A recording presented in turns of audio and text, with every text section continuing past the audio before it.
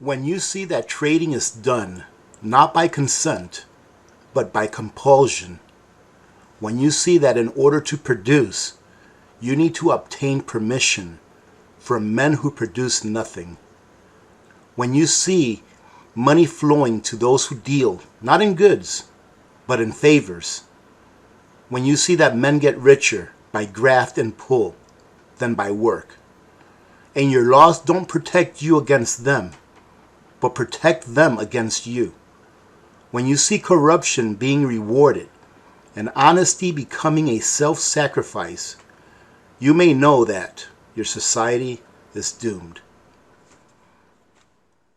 Hello YouTubers, Alaska Prepper here. Before I start, ladies and gentlemen, I want to thank one of our community members who sent me this article. Although this article is dated April 7th of 2021, it is extremely relevant. Let me go ahead and start off by asking you all, do you all know what Event 201 is and when it occurred? Event 201 was a simulation event where they simulated what would happen if there was a worldwide health crisis, just like occurred here in the last year and a half or so. Well, ladies and gentlemen, this simulation event occurred on October of 2019. Do we all remember what happened around February and March of 2020? Yes, we all remember what happened. It's when this health crisis became mainstream and everyone knew about it, and governments started to take, in my opinion, draconian actions that were not necessary, and that instead of really helping, really ended up imploding our economies, not only here in the United States, but worldwide. If you don't agree with that, just look around. Just read a few headlines. Take a look and see how countries are doing economically after this event.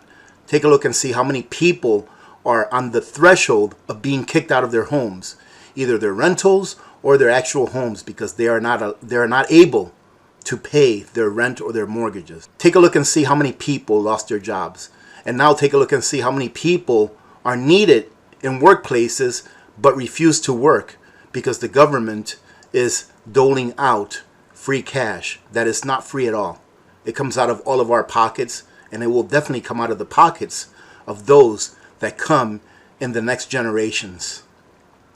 So take a look at that and see if it did not affect the world as they predicted that it was going to affect the world in this Event 201.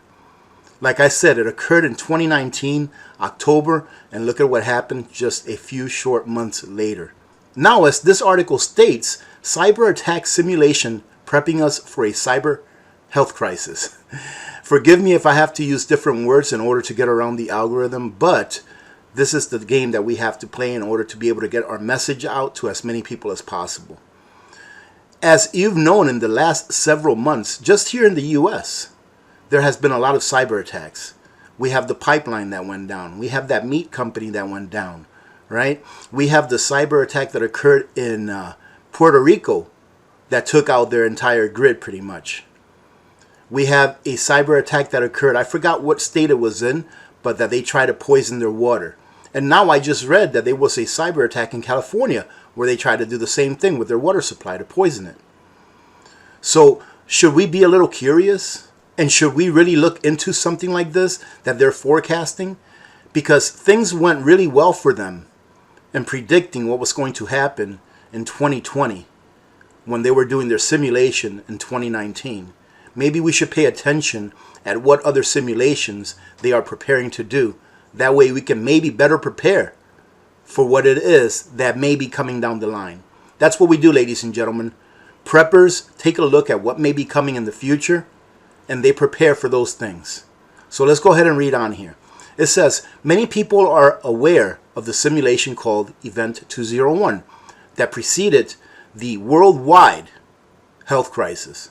There was another simulation, however, that also predicted global catastrophe. What some readers may not know, however, is that the World Economic Forum conducted a similar simulation called Cyber Polygon 2020. This 2020 event also predicted a global catastrophe. A new cyber attack simulation, Cyber Polygon, will occur in 2021. The event will simulate a supply chain cyber attack similar to the SolarWinds attack that would assess the cyber resilience of the exercise participants. The exercise comes several months after the WEF, the International Organization for Public-Private Cooperation, that counts the world's richest elite among its members. Did you hear that, ladies and gentlemen? That counts the world's richest elites among its members. If any of you out there that is an average Joe and Jane, all right, like I am, was part of that simulation event that they did, let me know. If anyone out there that works a regular 9 to 5 was part of that simulation event, let me know.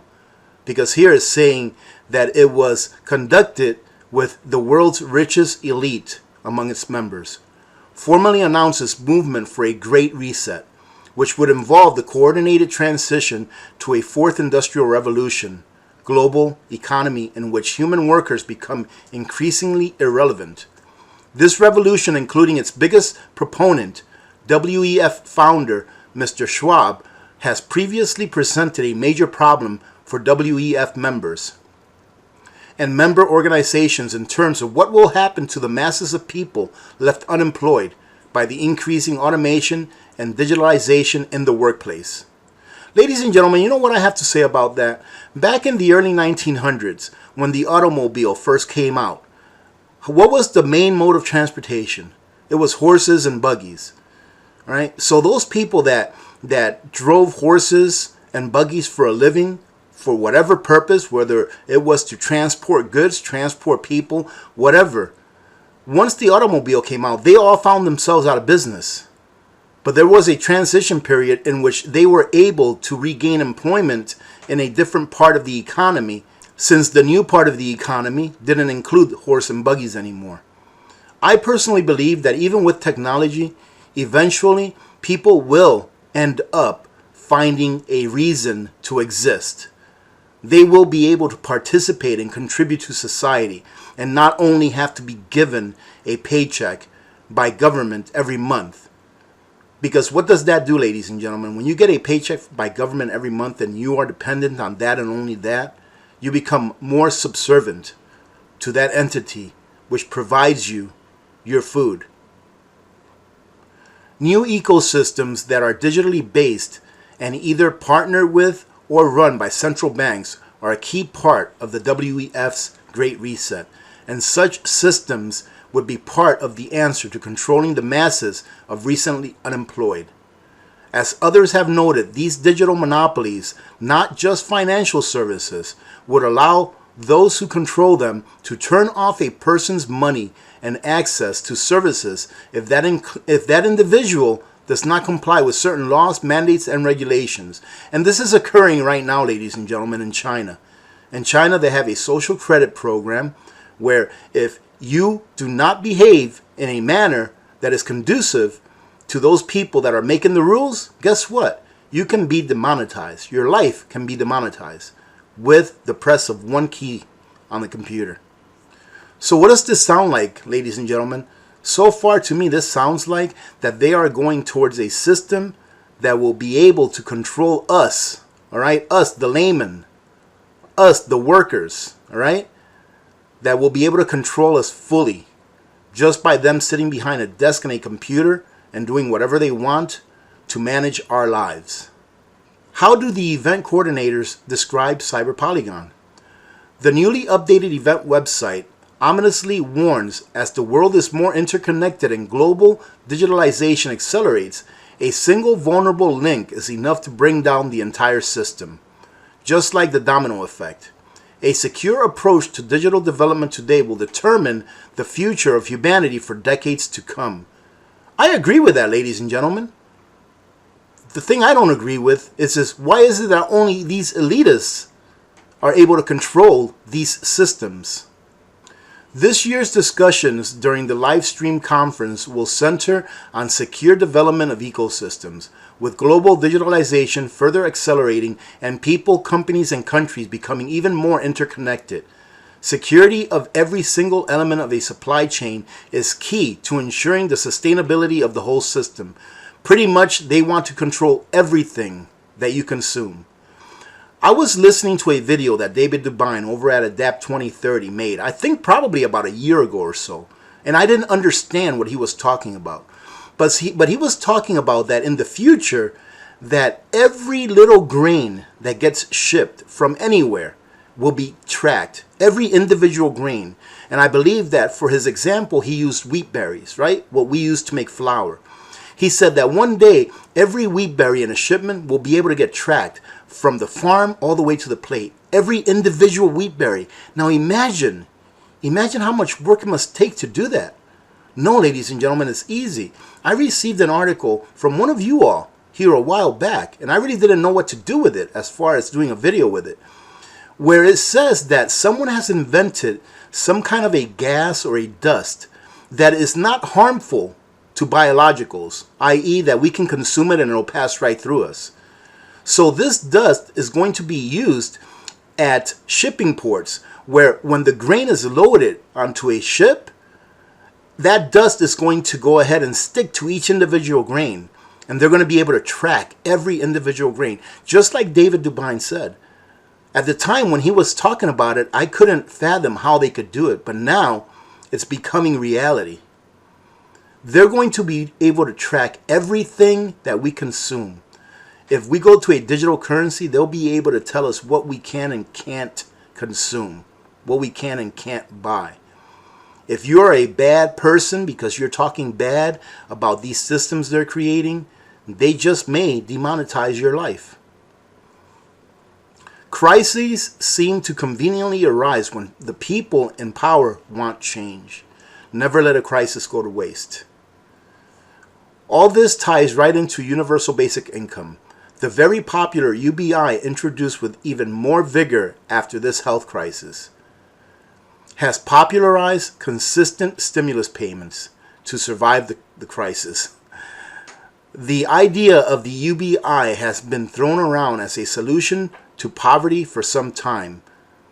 With the building blocks of the technological control grid already in place, adding a UBI forms a relatively strong foundation. Ladies and gentlemen, those of you that don't understand what UBI is, it is not money that is being printed out of thin air and then just given to you. You cannot print yourself into prosperity. The more that you print without manufacturing, the more of a difference between printing money and manufacturing, the more that those goods that you're going to buy that were actually manufactured are going to cost.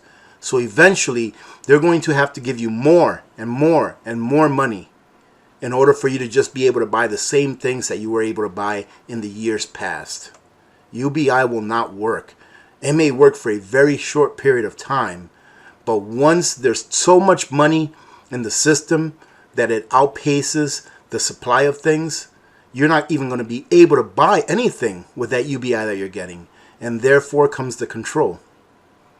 Let me go ahead and finish it off with this, ladies and gentlemen. I'm going to go ahead and leave the link to this article at the bottom of the description, all the way at the bottom, if you want to revisit it. When the world's most powerful people, such as members of the WEF, desire to make radical changes, crises conveniently emerge, whether a war, a health crisis, or an economic collapse, that enable a reset of the system, which is frequently accompanied by a massive upward transfer of wealth. And that's what it's all about, ladies and gentlemen.